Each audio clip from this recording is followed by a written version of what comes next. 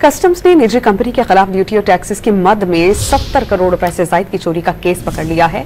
3 अफराद को गिरफ्तार करके 1 अरब 20 करोड़ रुपए मालियत का माल जब्त कर लिया गया। इस पर हम बात करेंगे डॉन न्यूज़ के रिपोर्टर सैयद वसीम से। वसीम, बताइएगा कस्टम्स ने क्या कार्रवाई की, क्या अहदाफ हासिल हुए?